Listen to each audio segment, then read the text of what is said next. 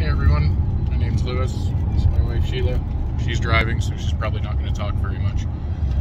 Thanks for joining us as you kind of follow along our little journey here from moving from Alberta, Canada, all the way down to the Chiriqui province in Panama. Anyway, we're not quite sure exactly where we're going to stay, but as you can see behind me, we move all of luggage. This is everything that we've reduced our life down to. We used to have a 3.5 acre acreage, 2,700 square foot, and all the good old Western toys and all that sort of fun stuff worked up north. Said, why not? Let's slim it all down and we'll go south, see what happens. This is our first day, September 19th. We're going to be driving down to Florida, Fort Lauderdale, Florida, finish it off, get on a plane with some other people from up here, and fly our way down to beautiful David, Panama, to our final destination in the Chiriqui province, wherever that ends up to be. Glad to have you guys along for the trip. We'll have some information, a little bit of stuff we see along the trip. But yeah, today's day one. As you guys can see, it's all blocked off, or you'll be able to see our dogs way back there. I don't know if I can get you up there. Oh yeah, you can see Jackson just poking his head up there. There he is. But yeah, the entire pack is just for the boys, for their comfort on the ride down. So we slimmed her down. I think we got 7 suitcases, our entire life, and heading down to Panama. Right now we're just leaving Edmonton. We'll turn it around, see, oh, there goes Anthony Henday, turning her out. And yeah, this is kind of the first day video, so welcome everybody. It's a pleasure to see you there, and follow us along, and we'll talk.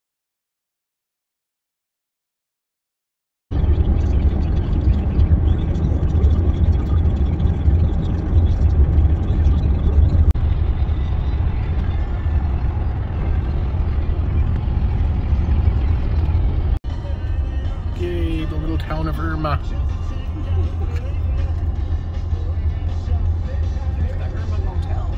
Go. It's like a house.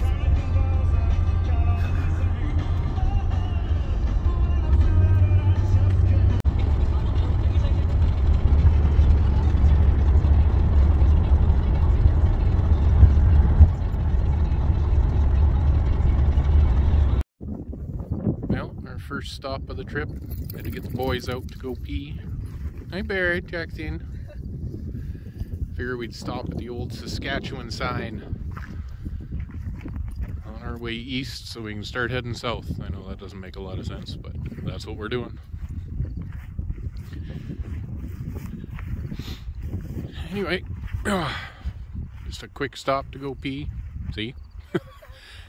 Barrett's helping. Anyway, we'll keep talking and we'll see you guys in a little bit. Oh, come on, our season's head.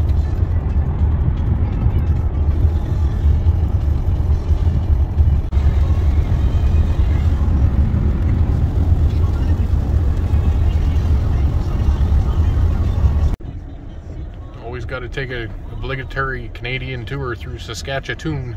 Saskatchewan. Saskatchewan.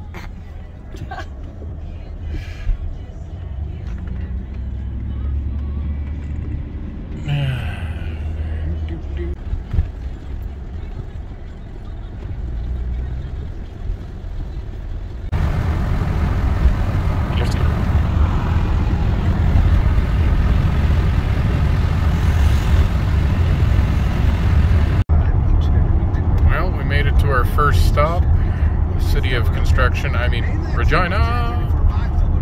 Don't worry, I'll make sure everybody gets that later. Anyway,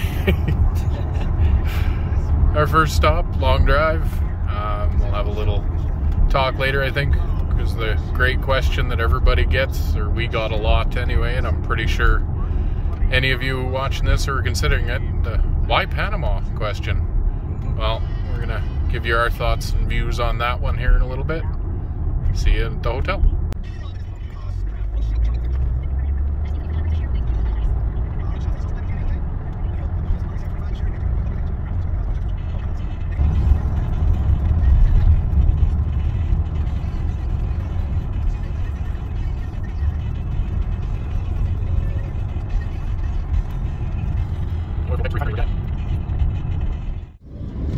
Okay, so this is technically the end of the day one video. I know know I said I'd do in the hotel, but we didn't.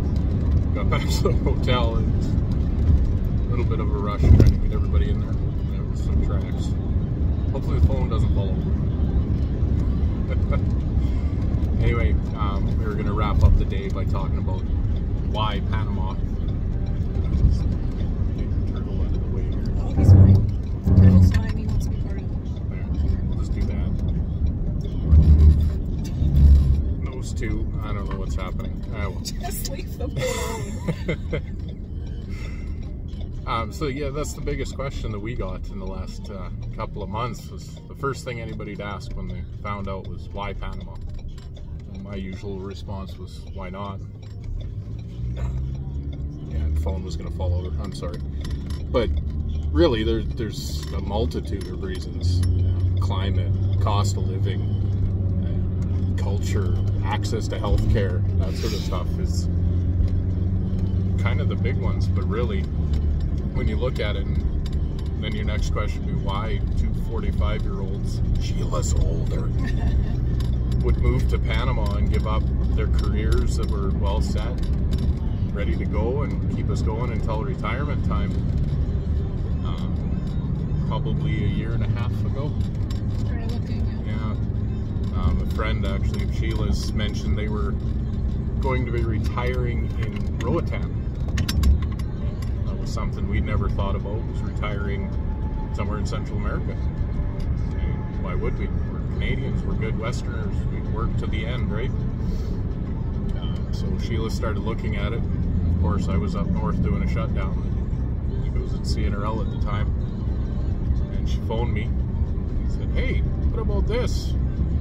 Well, sure, let's have a look. And we started looking, and sure enough, the cost of living is so much better. I'm not going to say it's cheap, because it completely depends on where you move to in Panama.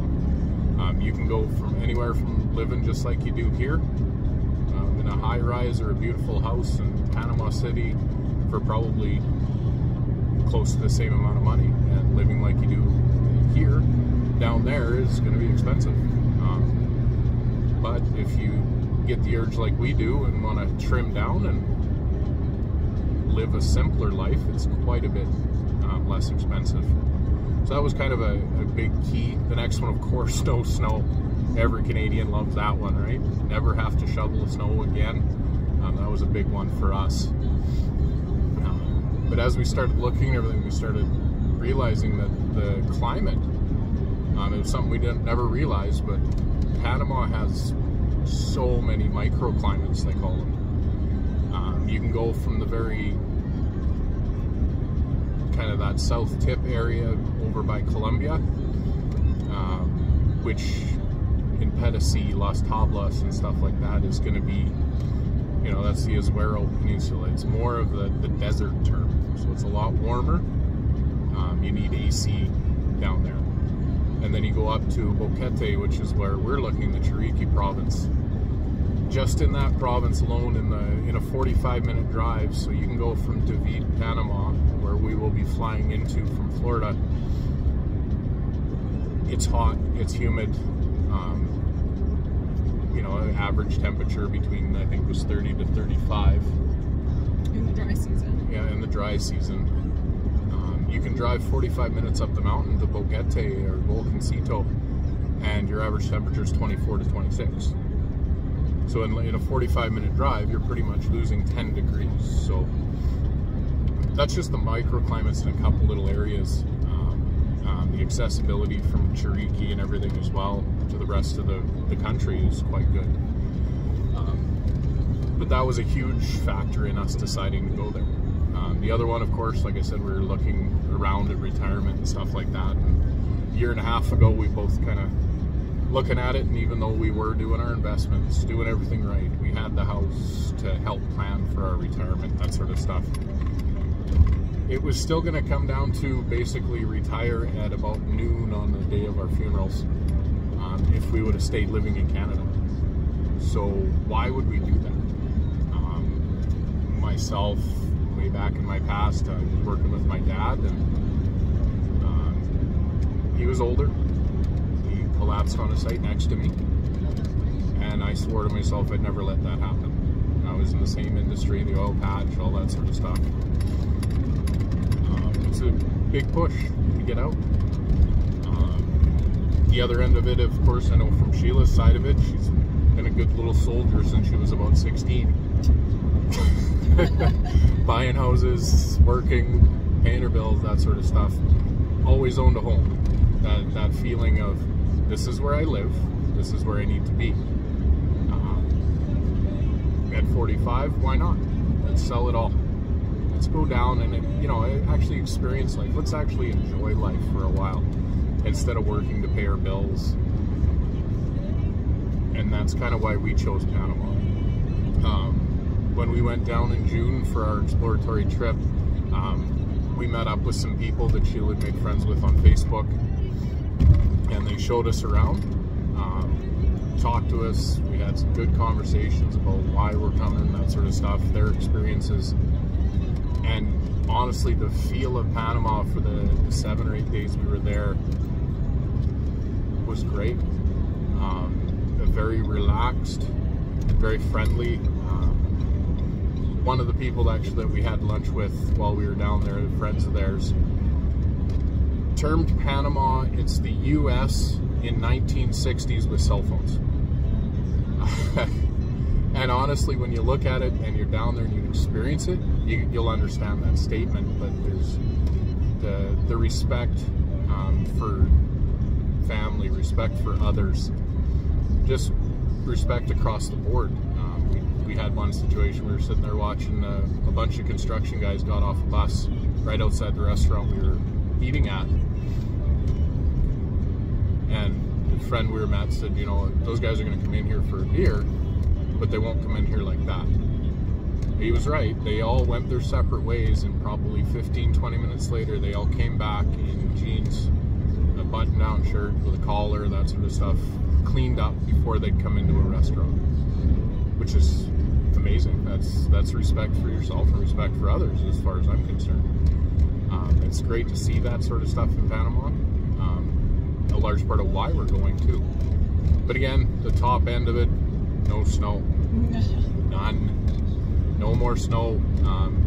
We don't like the weather. We just drive 5-10 minutes and it either gets cooler or hotter. Anyway about it, healthcare was well up there as well. When we were down in Panama, or I guess exploratory trip, I'm sorry, we were having lunch with a bunch of people, and one of our newfound friends, asked the question. We said, well, healthcare is going to be a make or break point. Because Sheila does have an autoimmune disease and everything as well, so we wanted to make sure that we could get care, appropriate care. And right then and there, he said, well, here. And he gave her a phone number for an internal health medicine specialist in Los Algarrobos, which is where we were having drinks and stuff like that. So Sheila called her up or sent a message or whatever it was. WhatsApp, yeah. WhatsApp is huge down there. So if you don't have WhatsApp or know how to use it, I suggest you download it and start figuring out how to use it. Central America runs on it. And I'll tell you why later in a different video. So what, half an hour after you sent her the message? Yeah, it was maybe 20 minutes, and I get a message back saying, how about tomorrow at 3? So very next day I went in to have a consultation with her, to chat with her about the meds that I have, whether I can get them there or not. We didn't nail down costs exactly that day, but she laughed at me when I told her how much they cost here. She said, no. Told me about the rheumatologist that comes into their brand new clinic just down the street from them. Comes in once a month, and she works with him, so I could get access to what I needed whenever I needed. There are insurance plans in Panama. You can either do co-pays and pick from a bunch of different insurance plans, or you can stick with the general healthcare, public healthcare, and pay, pennies if you want to have blood work done or an MRI or any sort of lab work. You don't have to get a referral from your doctor. You just walk in and you ask for your blood work. You pay the very different system from what we have here. And that's part of what I'm incredibly excited about.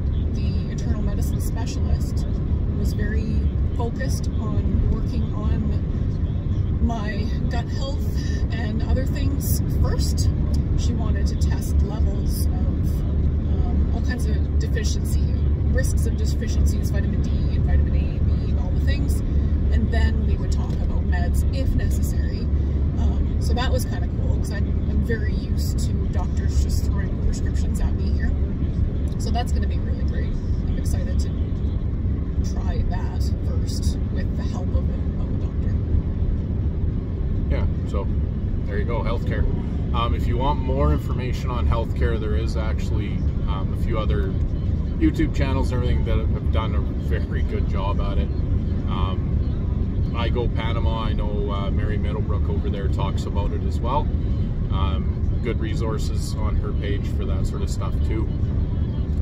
Panama Relocation Tours with Jackie Lang has done actually a couple of live streams to actually talk with a doctor. So there's quite a bit of good information there as well. But anyway, that's kind of, there's a whole lot of why Panama, why would you move there? Those are kind of our big reasons. Yeah, climate, healthcare, cost of living, the culture, the friendliness of Panamanians. You really do need to experience it though. So at any time, feel free to ask us a question on either on the YouTube channel or on our Facebook page. Please let us know. If you do post up a question and we see it, we'll try to answer it for you as best we can. A lot of the technical stuff Sheila dealt with in the last 3 months as I was away working, that sort of stuff as well. So she'll be answering your technical questions. I'm just here for community relief, I guess. But anyway, about it, that is it for the end of day one. So we'll end this video and see you in Panama.